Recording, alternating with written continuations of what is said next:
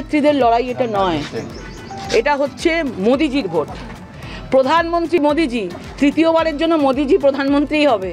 মমতা ব্যানার্জি 42টা আসন নিয়ে কখনো প্রধানমন্ত্রী হতেও পারবে না। আর এবারে উনি জানেন, উনি খাড়গে কী সব নাম টাম উনি বলেছিলেন, নিজের নামও করেননি, জানে হতে পারে না। 42টা আসন নিয়ে কেউ প্রধানমন্ত্রী হতে পারে না। সুতরাং এটা মোদিজির ভোট। এই লড়াইটা হচ্ছে মোদিজির দুর্নীতির বিরুদ্ধে লড়াই, মোদি ভার্সেস মমতার লড়াই। এখানে কোনো অভিনেত্রী দিয়ে, জাঁকজমক দিয়ে, দিদি নাম্বার 1 দিয়ে যদি এই দুর্নীতিগুলোকে ধামাচাপা দিতে চায়, হুগলির মানুষ এতটা বোকা নয়।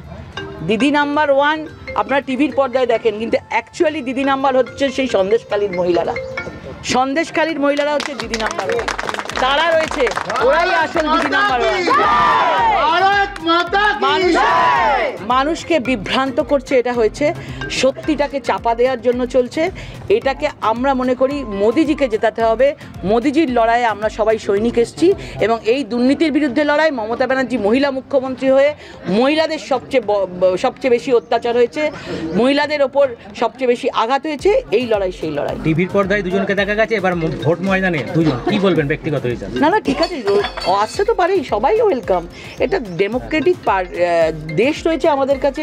যে কোনো লোক, আজকে কত লোক প্রার্থী হয়েছে, সবাইকে ওয়েলকাম জানাই। আমি নয় অন্য জগতে আর 10 বছর হলো চলে এসেছি, রাজনৈতিক ক্ষেত্রে চলে এসেছি, সব কিছু ত্যাগ করে মানুষের কাজে চলে এসেছি। উনি তো এখনো পর্যন্ত সিরিয়ালে আছেন, টিভিতে করছেন, টিভিতে রয়েছেন, টিভির মাধ্যমে মানুষের কাছে পৌঁছেছেন। সুতরাং আমাদের দুজনের ক্ষেত্র আলাদা হোক না কেন, কিন্তু আমরা নিশ্চয়ই বন্ধু থাকবো। আন্তরিকতা তো সবসময়, আগে তো মানুষ, তারপরে তো রাজনীতি।